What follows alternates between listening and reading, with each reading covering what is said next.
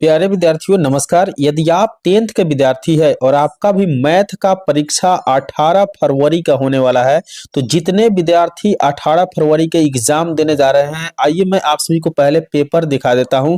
यही पेपर आपके बोर्ड में छपने वाला है। देखिए यहाँ पर 110 प्रथम पाली और द्वितीय पाली के लिए 210 से क्वेश्चन पेपर आएगा। तो आइए आपको मैं बता देता हूँ कि मैथ का पेपर में किस तरह से सेट होता है। यही वायरल ऑब्जेक्टिव क्वेश्चन पेपर है। तो जितने विद्यार्थी माध्यमिक परीक्षा 2026 में शामिल होंगे ना, उनके लिए यह पेपर वायरल ओरिजिनल पेपर है। आप इस पेपर में बताए गए सभी क्वेश्चनों को देखिए।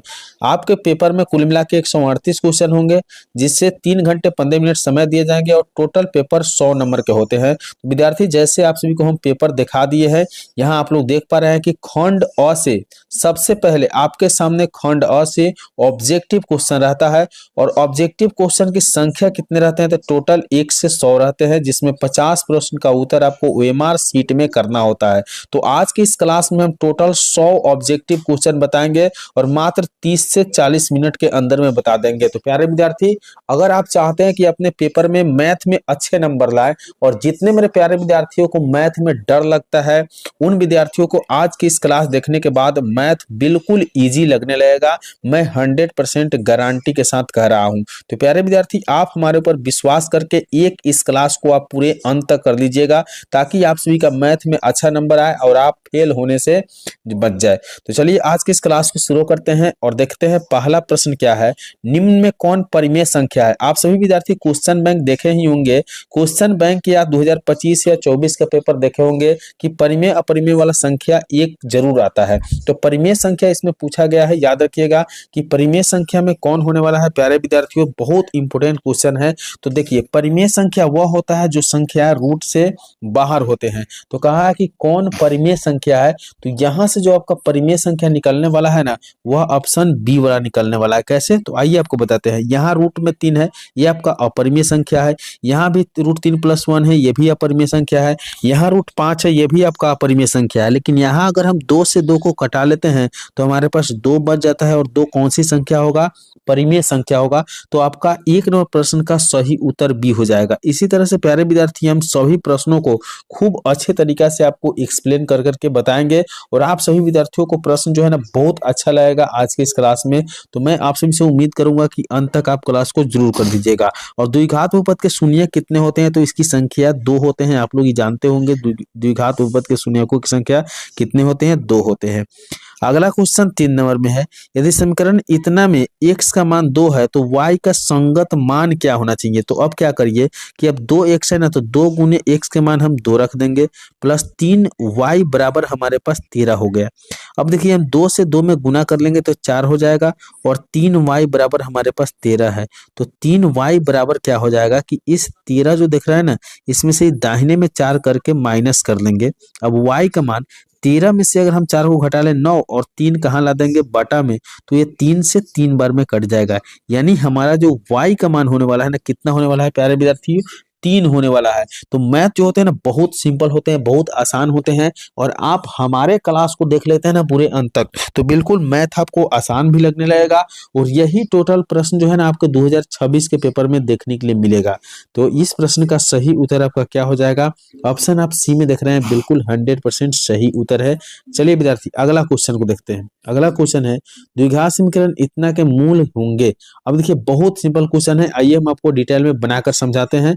यहाँ देखिए, 3x² बराबर कितने हैं? ये माइनस वाला दाहिने में जाएंगे, प्लस में 48 हो जाएंगे। आप लोग x के मान में सीखे होंगे। अब जैसे हम x² को निकालेंगे तो 48 के बटा में हमारा 3 आ जाएगा, और 3 से कितने बार में कटेगा? 16। तो हमारे पास x² बराबर 16 हो गया। और x का स्क्वायर अगर हम दाहिने में करते हैं तो रूट के अंदर 16 होता है, और रूट से हमारे पास 2 मान आता है। एक मान प्लस में आएगा 4, और एक माइनस में 4। तो प्लस माइनस 4 यानी 4, -4 हमें देखना है कहाँ दिया हुआ है, वही हमारा x का मान होगा। तो 4, -4 देखिए ऑप्शन सी में दिया हुआ है। तो 4 नंबर प्रश्नों का सही उत्तर ऑप्शन सी हो जाएगा। तो प्यारे विद्यार्थी, मैं आप सभी को पूरे प्रश्न को डिटेल में पढ़ाऊंगा, और इस तरह के क्लास हम हमेशा सुबह में जो है ना 6 बजे लेकर आते हैं, सुबह 6 AM में लेकर आते हैं, और शाम को 6 बजे ऐसा क्लास हमारे यूट्यूब चैनल के द्वारा चलता है। और शाम 7 जैसे बजता है ना तो शाम 7 बजे फ्री लाइव क्लास चलता है आपको डिजिटल बोर्ड के माध्यम से। तो प्यारे विद्यार्थी, जब इतना छूट आपको मिल रहा है और इतना अच्छा तरीके से तैयारी कराया जा रहा है तो इस क्लास को लाइक कर लीजिए और मेरे यूट्यूब चैनल को आप लोग सब्सक्राइब कर लीजिएगा, ताकि आपको बोर्ड एग्जाम तक इस यूट्यूब चैनल को द्वारा इसी तरह से आसान आसान और अच्छे अच्छे क्वेश्चन बताया जाएगा जो आपके बोर्ड में आएगा। तो 5 नंबर क्वेश्चन है कि सरल रेखा x-2 और y का मान 3 का कटान बिंदु क्या होगा। अब कटान बिंदु देखना है ना, बहुत सिंपल क्वेश्चन है 5 नंबर प्रश्न का। देखिए x का मान -2 है, यहाँ y के मान 3 है, तो ऑप्शन ए हो जाएगा, यही आपका कटान बिंदु होगा -2,3। ठीक है ना। बिल्कुल ऐसे ही आसान आसान क्वेश्चन आता है आपके पेपर में। आप लोगों को विश्वास नहीं होगा तो क्वेश्चन बैंक देख लीजिएगा, लेकिन इस विद्यार्थी जो है ना, इस प्रश्न को, इस क्वेश्चन पेपर को आप पूरे पहले देखेंगे उसके बाद ही। 6 नंबर क्वेश्चन है कि tan थीटा में √3 किसका मान होता है। तो आप लोग तो पढ़े होइएगा कि tan थीटा बराबर tan 60 का मान होता है। तो थीटा से यहाँ tan से tan कट गया और थीटा का मान कितने डिग्री हो गया, 60 डिग्री, क्योंकि tan 60 का मान क्या होता है, √3 होता है। तो यहाँ पर भी ऑप्शन सी आपका सही हो जाएगा, यानी 6 नंबर प्रश्न का भी सही उत्तर ऑप्शन सी होने वाला है। अगला क्वेश्चन की ओर बढ़ते हैं। देखिए 7 नंबर प्रश्न है, बिल्कुल MVBI क्वेश्चन है। यहाँ 2 cos 67 डिग्री और साइन कितना है, 23 डिग्री। तो 2 रखिए और गुने cos को हम बदल देते हैं, तो cos को 90 डिग्री में से अगर हम 67 को घटा लें तो यहाँ 23 डिग्री हो जाएगा, और बटा में हमारे पास कितना है, तो साइन 23 डिग्री है। अब यहाँ देख लीजिए 2 है, cos 90 माइनस थीटा करेंगे ना तो साइन हो जाता है, साइन थीटा हो जाता है, और बटा में भी हमारे पास कितना है, तो साइन 23 डिग्री है। अब इन दोनों मान को कटा लीजिए तो 2 हमारे पास आ गया, यही 2 आपका सही उत्तर हो जाने वाला है। तो प्यारे विद्यार्थी, आज की इस क्लास को पूरे अंत तक सभी कोई करिएगा, और हम जितने भी प्रश्न बताएंगे ना, इस सभी प्रश्नों को कम से कम 2 बार इस वीडियो को देखकर कंप्लीट आप लोग तैयारी कर लीजिएगा, ताकि आप सभी का जो है ना, एक भी क्वेश्चन बोर्ड एग्जाम में नहीं छूटे। अगला क्वेश्चन की ओर बढ़िए। 8 नंबर प्रश्न देखिए क्या कह रहा है। वृत्त का व्यास हमारे पास 14 दिया है, तो व्यास है तो व्यास को आधा कर दे, यानी 14 को हम आधा कर दे तो हमारे पास 7 आएगा। ये हमारे पास त्रिज्या के मान हो गया। अब हमसे पूछा जा रहा है इसका क्षेत्रफल बताइए। तो वृत्त का क्षेत्रफल क्या होता है, πr²। अब पाई के मान देखिए 22/7 कर लीजिए, आर का स्क्वायर, यानी आर का मान जैसे 7 लिखेंगे ना तो 7 का स्क्वायर करेंगे तो 49 हो जाएगा। अब 7 से 7 कटा लीजिए 7 बार में और दोनों को गुना कर लीजिए, तो 154 सेंटीमीटर स्क्वायर आपका आंसर होना चाहिए, जो ऑप्शन सी में दिया है। तो मैथ का जो भी ऑब्जेक्टिव होता है ना प्यारे विद्यार्थी, इसे लगभग बनाकर ही ऑप्शन को टिक किया जाता है। तो अगर हमारे आप क्लास को देखते हैं तो हम सभी प्रश्नों को अच्छा तरीके से बना बना के बताते हैं, और उम्मीद करते हैं कि हम, अगर आप हमारे क्लास को अगर 2 बार आप देख लेते हैं एक क्लास को, तो निश्चित रूप से समझ लीजिए कि सारे क्वेश्चन का आपका तैयारी हो जाने वाला है। तो 9 नंबर प्रश्न है, एक घन का कोर, कोर का मतलब होता है किनारा यानी भुजा होता है, तो घन का आयतन क्या होगा। तो देखिए घन का आयतन का फॉर्मूला पढ़े होंगे, भुजा क्यूब यानी ए क्यूब। तो अगर इसका भुजा 5 हो जाए तो 5 का क्यूब करेंगे तो हम 5 गुने 5 गुने 5 करते हैं तो कितना होता है 125, और सेंटीमीटर में है तो सेंटीमीटर क्यूब कर दीजिए। तो 125 सेंटीमीटर क्यूब कहाँ है, यहाँ देखिए घन सेमी ऑप्शन ए में दिया हुआ है, यानी 9 नंबर प्रश्न का सही उत्तर ऑप्शन ए होने वाला है। तो प्यारे विद्यार्थी, घन का जो भुजा होता है ना, उससे आयतन निकालने के लिए हम लोग भुजा क्यूब करते हैं, इसलिए हम 5 का क्यूब करेंगे 125 आ जाएगा। ऑप्शन आपका ये बिल्कुल सही उत्तर हो जाएगा। तो अभी तक क्लास को लाइक नहीं किए हैं ना, तो क्लास को लाइक करिए और हमारे साथ इस क्लास में पूरे अंतिम तक बने रहिएगा। आपको सारा क्वेश्चन अच्छा है समझ में आएगा, और ये बिल्कुल जो है ना वायरल ऑब्जेक्टिव चुना हुआ क्वेश्चन है। पूरे प्रश्न आपको जरूर बोर्ड में देखने के लिए मिलेगा। ठीक है, चलिए अगला क्वेश्चन की ओर बढ़ते हैं। अगला प्रश्न यानी क्वेश्चन नंबर 10 नंबर प्रश्न है कि 2 सिक्कों को एक साथ उछालने पर कम से कम एक शीर्ष, शीर्ष का मतलब हेड आने की बात कर रहा है। तो 2 सिक्के, अगर एक सिक्के को उछालते हैं तो हेड और तेल आता है, लेकिन 2 सिक्के को उतारते हैं तो क्या होता है, हेड और तेल के करेंगे तो हेड हेड की बात कर रहा है। तो कम से कम जो है ना, कम से कम एक शीर्ष, यानी पहला आ जाएगा हेड हेड आ जाएगा, फिर दूसरा आ जाएगा हेड और टेल आ जाएगा, तीसरा आ जाएगा आपका तेल तेल, और चौथा आ जाएगा तेल और हेड। ठीक है ना, इस तरह से आपको 4 परिणाम देखने के लिए मिलेगा। तो सब कम से कम एक शीर्ष आने के, यानी कम से कम एक हेड। तो हेड की संख्या देखिए यहाँ पे भी है, हेड इसमें भी है, हेड इसमें भी है, तो कुल मिला के 3 को हेड आ रहा है, लेकिन टोटल परिणाम कितना है, 4 है। तो टोटल परिणाम अगर प्रजिकता की बात किया जाए तो टोटल क्या होता है, तो जो संख्या आया 3 आपका घटना और कुल परिणाम यानी 3/4, तो कुल परिणाम नीचे दिया जाता है और जो घटना परिणाम होता है ऊपर होता है, यही प्रोबेबिलिटी यानी प्रजिकता होता है। तो आपका ऑप्शन डी यानी 10 नंबर प्रश्न का ऑप्शन डी हो जाएगा बिल्कुल 100% सही, क्योंकि ये 3/4 आंसर है। तो मेरे प्यारे विद्यार्थी, आप सभी को हमारे यूट्यूब चैनल के द्वारा जितने भी क्वेश्चन देखने के लिए मिलेगा ना, सभी इंपोर्टेंट मिलेगा और सभी को अच्छे तरीके से हल करके बताया जाएगा। यदि बिंदु इतना और इतना के बीच की दूरी 5 है तो x का मान क्या होना चाहिए। अब बीच की दूरी देखिए, दूरी सूत्र क्या होता है, पहले वाले में से पहले घटाइए, स्क्वायर कीजिए, 4 में से 4 घटाइए, स्क्वायर कर दीजिए, 0 में से 1 घटाइए, स्क्वायर कर दीजिए प्लस में, ठीक है। अब बराबर में आपके सामने 5 है। अब देखिए 4 के स्क्वायर 16 होता है, प्लस x स्क्वायर बराबर, ये जो स्क्वायर देख रहे हैं ना, ये जो स्क्वायर है, ये स्क्वायर दाहिने में जाएगा तो 5 के स्क्वायर हो जाएगा। अब x स्क्वायर बराबर 5 के स्क्वायर 25 होता है, और इस 16 को दाहिने में कर देंगे माइनस में, तो x स्क्वायर बराबर कितना हो जाएगा, 25 में से 16 घटा 9, और जैसे x निकालेंगे ना तो रूट के अंदर में 9 हो जाएगा, और 9 का वर्गमूल कितना होता है, तो 3 होता है। तो अब 3 देखिए कहाँ है, वही आपका x के मान होगा। तो प्यारे विद्यार्थी, हम जो क्लास लेते हैं ना वो सबसे इम्पोर्टेंट लेते हैं, और सभी क्वेश्चनों को हम अच्छे तरीके से बना बना कर भी समझाते हैं। तो आप हमारे क्लास से जब भी जुड़िए, सुबह 6 बजे और शाम 6 बजे, तो पूरा क्लास को देखिए। तो देखिए ऑप्शन यहाँ बी जो है 3 बिल्कुल सही है, 11 का ऑप्शन बी याद रखिएगा। अगला क्वेश्चन देखिए 12 नंबर प्रश्न में क्या कह रहा है, कह रहा है कि निम्न में से किसका मान 1 होगा। तो यहाँ देखिए साइन स्क्वायर थीटा जो कॉस स्क्वायर थीटा के मान 1 होता है, अगर थीटा के मान बराबर हो, तो यहाँ आपका ऑप्शन ए बिल्कुल ये सही है, ऑप्शन ए ही सही है, 12 का ऑप्शन ए कर लीजिएगा, क्योंकि ये फॉर्मूला है साइन स्क्वायर थीटा जो कॉस स्क्वायर थीटा के मान 1 होता है, अगर थीटा बराबर हो तो 12 नंबर क्वेश्चन का आपका ए बिल्कुल सही है। 13 नंबर क्वेश्चन है कि 2 प्लस रूट 3 क्या होना है वाला है। तो 2 प्लस रूट 3 कौन सी संख्या है, बहुत इंपोर्टेंट क्वेश्चन है। तो ये जो है ना रूट 3 है, तो रूट 3 हमारा अपरिमेय संख्या होता है, तो इसलिए 2 प्लस रूट 3 एक कौन सी संख्या हो जाएगा, अपरिमेय संख्या हो जाएगा। 13 नंबर प्रश्न का सही उत्तर ऑप्शन बी हो जाएगा। प्यारे विद्यार्थी, आपके बोर्ड एग्जाम 2026 में यही क्वेश्चन सब आएगा, आप लोग सभी क्वेश्चन को देख लीजिए और सभी क्वेश्चनों को खूब अच्छा से तैयारी भी कर लीजिएगा। और आप हमारे साथ सुबह 6 बजे और शाम को 6 बजे वीडियो देखिए इस तरह के, और रात में 7 बजे से लाइव क्लास से आप जुड़ सकते हैं आकर, अच्छा से तैयारी हम करवाते हैं। तो अगला क्वेश्चन 14 नंबर प्रश्न है, द्विघात बहुपद में शून्यकों की संख्या कितनी होती है। तो द्विघात बहुपद से कोई भी शून्यक निकलता है ना, तो वहां 2 शून्यक निकलता है, देखते होइएगा हमेशा x के मान 2 आता है, यानी 2 का मान आता है, तो ऑप्शन बी बिल्कुल सही उत्तर हो जाएगा। 14 नंबर प्रश्न का सही उत्तर ऑप्शन बी हो जाएगा।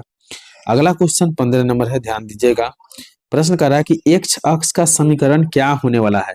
तो x अक्ष पर y का मान क्या होता है, 0 होता है, लेकिन जब x अक्ष के समीकरण की बात कर रहा है तो यहाँ आपको घबराना नहीं है, x अक्ष पे क्या होता है, y का मान 0 होता है, तो यहाँ y की जगह पे 0 हो जाएगा। यानी अगर हम x, 0 की बात करें तो x, 0 ऐसे हो जाएगा y के मान, ठीक है, यानी y बराबर 0 हो जाएगा। तो x अक्ष का समीकरण y बराबर 0 हो जाएगा, यानी ऑप्शन ए बिल्कुल सही उत्तर है।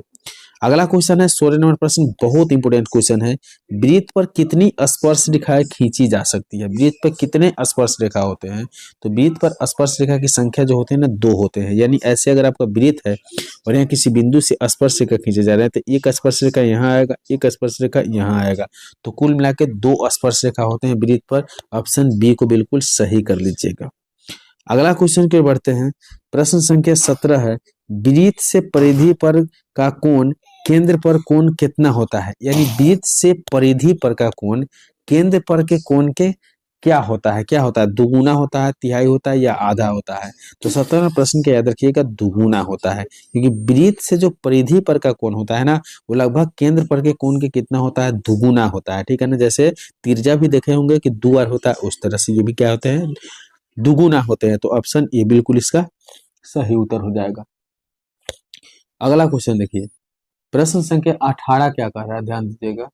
18 नंबर क्वेश्चन में कह रहा है कि यदि गोले की त्रिज्या आधी कर दी जाए तो मूल गोले एवं नए गोले के आयतन क्या होगा। तो माने थे कि गोले की त्रिज्या अगर r हो जाए, अब इसको आधे कर दे यानी r/2 कर दे, तो दोनों गोले का आयतन का अनुपात होने, यानी नए गोले और पुराने गोले के। तो नए गोले की त्रिज्या कितना है, r है, तो गोला का आयतन 4/3 पाई r क्यू होता है, और यहाँ देख लीजिए यहाँ भी 4/3 पाई आर क्यू, तो ये दोनों कट गया, अब आर क्यू। तो पहला गोला की त्रिज्या अगर आर है तो ये आर क्यू हो जाएगा, और दूसरा के गोला की त्रिज्या को आधा कर रहे हैं, आधा का मतलब होगा कि आर बटा 2 है, अब इसका क्यू कर रहे हैं, ठीक है, इसका क्यू कर रहे हैं। तो यहाँ पर हमारे पास आर क्यू और बटा में देखिए यहाँ आर क्यू, और बटा में कितने हो जाएंगे, 2 का क्यू 8। अब इसे हम क्या करना है, तो अब हम इसे ऊपर कर लेते हैं, ठीक है, यानी 8 को ऊपर कर लेंगे, एक को ऊपर बदल के, तो आर क्यू से आर क्यू कट जाएगा और 8 हमारा ऊपर चल जाएगा, बटा में 1 आ जाएगा। तो 8:1 आना चाहिए। क्या हो रहा है आपका उत्तर देखेंगे, 58 नंबर प्रश्न का सही उत्तर क्या रहा है, 8:1 ऑप्शन डी में दिया हुआ है। बिल्कुल इसी तरह से निकाल लेंगे और नीचे वाला मान को ऊपर कर लीजिएगा, एक मान के उलट दीजिएगा, ऊपर चला जाएगा, तो ऑप्शन आपका डी बिल्कुल सही उत्तर हो जाएगा। अगला क्वेश्चन देखिए, 19 नंबर प्रश्न कह रहा है कि 12, 11, 10, 15 इतना का बहुलक कौन सा होना चाहिए। जो संख्या अधिक बार रिपीट होता है वही बहुलक होता है।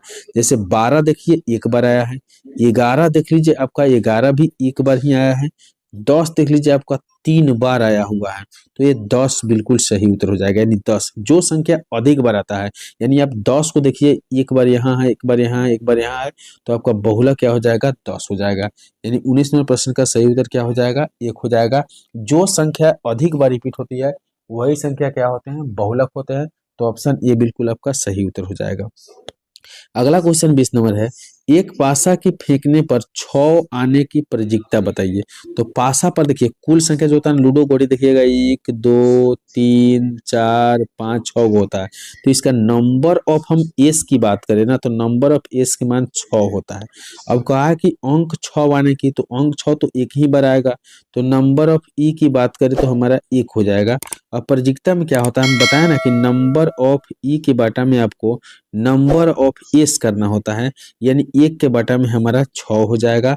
तो डी ऑप्शन बिल्कुल आपका सही है, 1/6। यानी 20 नंबर जो क्वेश्चन देख रहे हैं ना, इसका सही उत्तर डी हो जाएगा, ऑप्शन डी याद कर लीजिएगा। प्यारे विद्यार्थी, आप सभी को क्लास हमारा कैसा लग रहा है कमेंट करके जरूर बताइएगा, जितने भी विद्यार्थी क्लास को कर रहे होंगे। और बिल्कुल इसी तरह से इंपोर्टेंट क्वेश्चन हम करवाने वाले हैं, एमवीवीआई क्वेश्चन। आप बस हमारे साथ क्लास पे अंत तक जरूर बने रहिएगा। जितने भी हम क्वेश्चन करवाएंगे ना, सभी क्वेश्चन को 2 बार देखकर याद कर लीजिएगा, और सभी विद्यार्थी क्लास को लाइक करके यूट्यूब चैनल को सब्सक्राइब कर लीजिएगा, और इस क्लास को बाबू शेयर निश्चित रूप से कर दीजिएगा अपने दोस्तों के साथ। तो अगला क्वेश्चन क्या करा, ध्यान से देखिएगा। क्वेश्चन संख्या 21 में कहा है कि येपी इतना का 16 का माध्य पद क्या होना चाहिए।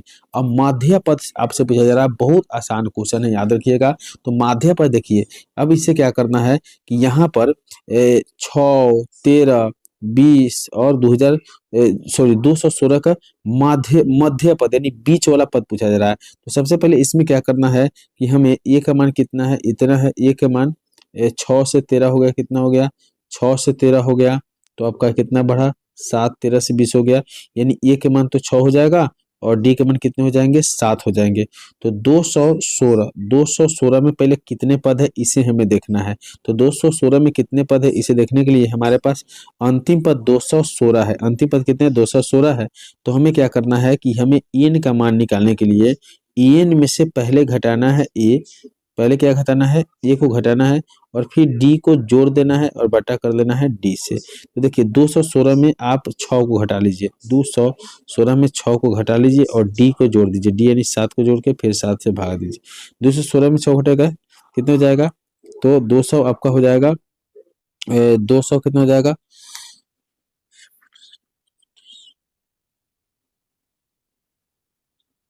देखिए क्या हो जाएगा आपका 210 और 7 जोड़ देंगे 217। अब 217 को आप कटा लीजिए, 217 को आप कटाइए, कितना हो जाएगा, तो 7 से कटाइएगा, 7 3 का 21 हो जाएगा।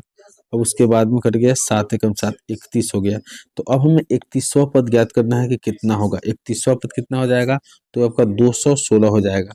तो माध्य पद की बात कह रहा है ना, तो इसका क्या करेंगे कि हम यहाँ पर मध्य पद निकालने के लिए हम पहले 31वां पद को निकालेंगे, तो 216 हो जाएगा, ठीक है ना। और 216 में से क्या करेंगे कि हम इसको आधा करेंगे तो 108 हो जाएगा, कितना हो जाएगा, 108 हो जाएगा।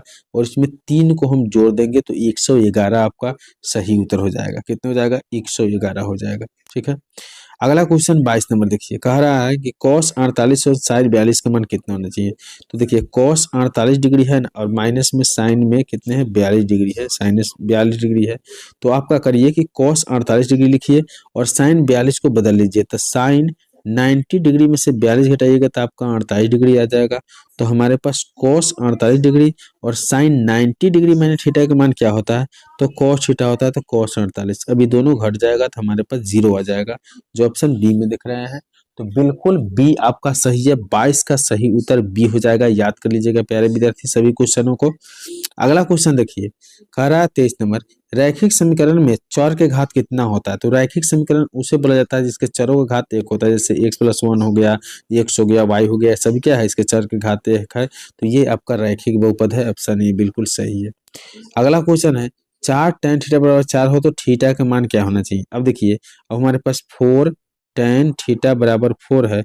अभी 4 से 4 को हटा लीजिए एक बार में। अब tan थीटा का मान कितने 1 है, तो अब tan लिख दीजिए, और tan थीटा में एक मान किसका होता है, तो tan 45 का होता है। अब tan से tan कट गया तो थीटा का मान 45 डिग्री आ गया, जो ऑप्शन आपको सी में दिखाई दे रहा है। तो ऑप्शन सी में दिखाई दे रहा है। कम से कम 2 बार क्लास जरूर देखिए, मैथ का क्लास कम से कम 2 बार देखिए, तो आपको बहुत अच्छा तरीका से क्वेश्चन को समझ पाइएगा। अगला क्वेश्चन देखिए, कहा है कि 48 और 60 का मौसा क्या होना चाहिए। तो 48 और 60 का मौसा निकालने का सबसे शॉर्ट वे क्या है कि देखिए, इससे 12 से भी 48 कट जाएगा 4 बेर में, और 60 से भी 5 बेर में कट जाएगा, यानी आपका 12 से दोनों कट रहा है। तो ऑप्शन सी 12 बिल्कुल क्या हो जाएगा, आपका सही हो जाएगा। 25 नंबर क्वेश्चन का सही उत्तर ऑप्शन सी हो गया। याद रख लीजिएगा प्यारे विद्यार्थी। अगर इस तरह से आपको बनाने नहीं आता है तो 48 लिखिए, यहाँ पर 60 लिखिए, और एक बार में 48 लगाइए, फिर 12 या 48 को उतारिए, तो 12 चौका 48 हो गया। फिर भी यहाँ देखना है कि यहाँ 12 से पूरा पूरी कटा, तो दोनों तरीका है, आप दोनों तरीका से देख सकते हैं, और बिल्कुल आपका उत्तर सही होगा। 25 नंबर प्रश्न का सही उत्तर ऑप्शन सी हो जाएगा। तो चलिए अगला क्वेश्चन की ओर बढ़ते हैं। प्रश्न 26 कहा है, निश्चित घटना की प्रजिकता कितनी होती है। तो अगर कोई निश्चित घटना है ना, उसकी प्रजिकता क्या होती है, 1 होती है, और अगर अनिश्चित घटना की बात करें तो 0। तो निश्चित घटना की प्रजिकता 1 होती है। 26 नंबर प्रश्न का सही उत्तर आपका सी हो जाने वाला है। चलिए अगला क्वेश्चन को बढ़िए, 27 नंबर, कह रहा है कि π/3 क्या है। अब देखिए π/3 को अगर देखा जाए तो बहुत ही देखिए बहुत सटीक क्वेश्चन है। π/3 एक अपरिमेय संख्या है, क्योंकि पाई कौन सी संख्या है, तो पाई हमारा अपरिमेय संख्या है, इसलिए π/3 आ रहा है ना, ये भी आपका कौन सी संख्या हो जाएगा, अपरिमेय संख्या, जो ऑप्शन बी में दिया हुआ है बिल्कुल 100% आपका सही उत्तर है। तो प्यारे विद्यार्थी खूब अच्छे तरीके से आप तैयारी करेंगे ताकि आपको अच्छा नंबर प्राप्त हो मैट्रिक बोर्ड परीक्षा में, और आप हमारे क्वेश्चन को देखते हैं, हमारे चैनल को देखते हैं, तो बहुत अच्छा नंबर आएगा। यहाँ कौशिक थीटा का मान b/a दिया हुआ है।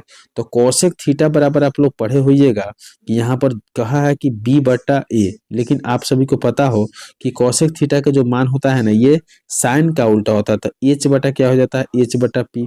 अब आप b का मान निकाल लीजिए। b का मान निकालने के लिए क्या करिएगा, तो आप h में से p को घटाइएगा, यानी b² माइनस क्या करिएगा, p²। तो p का मान क्या हो जाएगा, यानी b² माइनस p²। तो b जो है ना, यहाँ e आ जाएगा, यहाँ देख रहे हैं p के माने हो जाएगा a²। तो सबसे पहले रूट के अंदर आपका b² और a² होना चाहिए। तो सेक का मान क्या होता है, तो सेक थीटा बराबर आप लोग पढ़े होइएगा कि सेक का मान होता है h/b। अब देखिए h का मान क्या है, तो h के मान में b है, तो आपका ऊपर b होना चाहिए। तो देखिए ऊपर b है ऑप्शन ए में, और नीचे b² माइनस a²। देखिए जो आपको बताया गया वही है, तो ऑप्शन ए इसका बिल्कुल सही उत्तर हो जाएगा, यानी b/√b² माइनस a²। ऑप्शन जो है ये बिल्कुल 100% सही है। अगला क्वेश्चन देखिए, प्रश्न 29 है कि यदि 0 डिग्री से बड़ा थीटा हो और उससे बड़ा 90 डिग्री हो तथा साइन थीटा बराबर y हो, तो कॉस का मान क्या होना चाहिए। अब बहुत यूनिक क्वेश्चन आपसे पूछा जा रहा है, यहाँ पर खूब ध्यान से देखिएगा, ठीक है ना, खूब। तो साइन थीटा में जो है ना y मान दिया है। अब देखिए यहाँ साइन थीटा यहाँ पर है, और y के बटा में आप 1 कर दीजिए, और यहाँ पे ये p/h हो गया। b के मान निकालेंगे h² माइनस p²। अब देख लीजिए कि h के मान कितना है, 1 है, तो रूट के अंदर 1 का स्क्वायर 1 होता है, और माइनस में आपका y² हो जाएगा। तो √1 माइनस y² हो गया। अब उसके बाद में क्या करना है कि आपको कॉस का मान देखना है। तो कॉस थीटा का मान क्या होता है, पढ़े होइएगा कि b बटा एच होता है। तो b का मान देखिए कितना है, तो b का मान अभी हम जो निकाले हैं ये है √1 माइनस वाई स्क्वायर। अब बटा में h का मान क्या है, तो 1 है। अब देख लीजिए हम 1 को हटा दे तो उस तरह से हटाने के बाद हमारे पास 1 माइनस वाई स्क्वायर आएगा, जो ऑप्शन सी में दिया है। तो ऑप्शन सी बिल्कुल क्या हो जाएगा, 100% सही उत्तर हो जाएगा। चलिए बढ़ते हैं अगला क्वेश्चन की ओर। अगला प्रश्न यानी 30 नंबर क्वेश्चन, खूब ध्यान से देखिएगा। क्वेश्चन कह रहा है निम्न में कौन बहुपद नहीं है। तो बहुपद नहीं होने का दो कंडीशन याद रखिएगा। सबसे पहले रूट के अंदर चर हो, ये बहुपद नहीं होगा, या आपका बाटा में चर हो, ये भी आपका बहुपद नहीं होगा। दो कंडीशन होना चाहिए। तो यहाँ देख लीजिए हमारे पास ये बाटा में चर है तो आपका बहुपद नहीं होने वाला है, यानी बी तो सबसे पहले ही खत्म हो गया, ठीक है। लेकिन ये पूछा है कि बहुपद नहीं है, तो निम्न में कौन बहुपद नहीं है। तो सबसे पहले जो है ना आपका बी खत्म हो गया। उसके बाद देखिए यहाँ यहाँ देख लीजिए कि यहाँ एक्स स्क्वायर है, यहाँ रूट में 3x है, तो यहाँ इसे हम मान सकते हैं कि ये आपका बहुपद हो सकता है। ये आपका त्रिघात बहुपद है। और ये आपका कौन सा बहुपद है, ये आपका रैखिक बहुपद है। तो बहुपद नहीं की बात कहा है तो नहीं वाला ऑप्शन बी सही हो जाएगा, यानी बिल्कुल यही आपका नहीं है, बाकी सब आपका बहुपद है। तो ऑप्शन बी को सही कर लीजिएगा। अगला क्वेश्चन देखिए, प्रश्न कह रहा 31 नंबर में कि यदि √3 बराबर इतना हो तो हम sine square minus cos square का मान कैसे निकालेंगे, ठीक है। अब आपको समझना है कि सबसे पहले हमारे पास रूट में दे रहा है, रूट में √3 tan थीटा, अब बराबर में कितना है 3 sin थीटा। ध्यान दीजिए, अब हमें क्या करना है, ध्यान से समझना है इस क्वेश्चन को। यहाँ पर देखिए tan थीटा जो है ना, tan थीटा, इसे हम कौन चीज में लिख सकते हैं, तो इसे हम लिख सकते हैं कि रूट में 3 tan थीटा को लिख सकते हैं कि sin थीटा बटा cos थीटा, ऐसे भी हो जाता है, और 3 sin थीटा, ठीक है ना। बराबर से बराबर कट जाएगा। अब यहाँ पर देख लीजिए √3 बराबर √3 बटा में cos आ गया, ठीक है ना। तो इस तरह से अगर हम इस क्वेश्चन को बनाएं तो साइन स्क्वायर और cos स्क्वायर थीटा को हमें क्या करना होगा, इसका मान रखना पड़ेगा। तो 31 नंबर प्रश्न का जब मान आप रख के बनाइएगा, थोड़ा सा इसका लॉन्ग प्रोसेस है, तो आपका 1/3 बिल्कुल सही उत्तर हो जाएगा। ऑप्शन सी को सही कर लीजिएगा। अगला क्वेश्चन देखिए, कह रहा है 32 नंबर में कि त्रिभुज एबीसी में अगर डी समानांतर बीसी है तो पहला मान दिया है, दूसरा मान है। तो अब देखिए यहाँ देखिए अब क्या करना है, खूब ध्यान से देखना है। त्रिभुज एबीसी में इतना समानांतर है तो इसी का मान ज्ञात करना है। तो ये 3 का स्क्वायर करिएगा तो 9, अब 5 के स्क्वायर 25, अब बराबर में ए का मान आपको दिया हुआ है और इसी का मान आपसे पूछ रहा है। तो एक मान 4.8 है और एक मान आपको x करना होगा। तो 9x बराबर इससे कोने का नहीं गुना कर लीजिए। अब गुना करेंगे तो गुना करने के बाद जो मान आएगा उससे इस 9 से भागा करिएगा। तो इस तरह से 32 नंबर प्रश्न को आप बनाइएगा तो आपके पास 8 cm उत्तर आ जाएगा, जो बिल्कुल 8 cm क्या हो जाएगा, सही उत्तर आ जाएगा, ठीक है। चलिए अगला क्वेश्चन है 33 नंबर कि 13 और 19 के बीच समांतर माध्य है, तो इन दोनों को जोड़िए। 33 दोनों को जोड़ दीजिए, क्या हो जाएगा, 13 9 22 के 2 और 2 1 3 32 हो गया। अब 32 को आधा कर दीजिए, 2 से 16, तो यही आपका समांतर माध्य हो जाएगा, सी यानी 16 ऑप्शन बिल्कुल सही है। चलिए अगला क्वेश्चन है आपका 34 नंबर। प्रश्न कह रहा है कि असंभव घटना की प्रतीकता होती है, तो असंभव घटना की प्रतीकता 0 होती है, असंभव कहता तो इसका मान 1 हो जाता। तो असंभव घटना की प्रतीकता आपका 0 हो जाएगा, ऑप्शन सी सही हो जाएगा। अगला क्वेश्चन है 1 से 100 तक के प्राकृत संख्याओं का योग। तो देखिए सबसे पहले n का मान तो 100 हो गया और इसके बाद में अंतिम पद भी आपका 100 हो गया। तो हम एन का फॉर्मूला लगाएंगे तो n/2 इंटू ए प्लस हम क्या कर देंगे एन। तो पहला पद तो 1 हो गया, यानी ए के मान 1 है।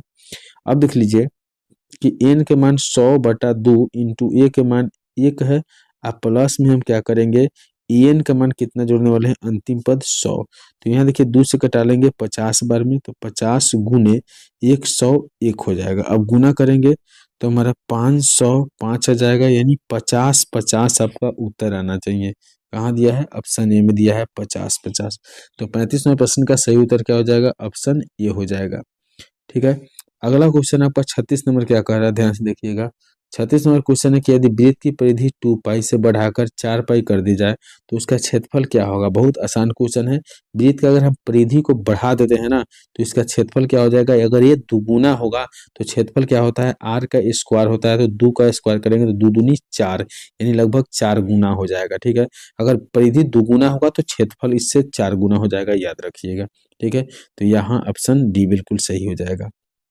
अगला क्वेश्चन 37 नंबर है कि tan 49/51 का मान क्या होगा। तो बहुत आसान क्वेश्चन है। tan 90 में से 49 को घटा लीजिए तो माइनस में 51 आ गया और बटा में लिख दीजिए cot 51 डिग्री। अब यहाँ tan 90 डिग्री में थीटा बराबर cot थीटा होता है, तो cot लिख दीजिए 51 और बटा में कर दीजिए cot 51। दोनों कट गया एक बार में, एक आपका बिल्कुल सही आंसर हो जाएगा, जो ऑप्शन सी में आप सभी को दिखाई दे रहा है। ऑप्शन सी बिल्कुल 100% सही उत्तर हो जाएगा। ठीक है, तो इस तरह से विद्यार्थियों हम आप सभी को लगभग कितने क्वेश्चन बता दिए, 37 क्वेश्चन आज की इस क्लास में बता दिए। प्यारे विद्यार्थी, अगर क्लास आपको अच्छा लगा हो तो लाइक जरूर करिएगा, नए विद्यार्थी क्लास को सब्सक्राइब करिएगा और अपने दोस्तों के साथ शेयर भी जरूर कर दीजिएगा। और हमारे क्लास से आप सुबह में 6 बजे और शाम को 6 बजे जुड़ सकते हैं और 7 बजे से आप सभी को लाइव क्लास कराया जाता है, तो आप सभी को जरूर क्लास से जुड़िएगा। मिलेंगे एक और नए ऐसे ही वीडियो में, तब तक के लिए विदा लेते हैं, बाय।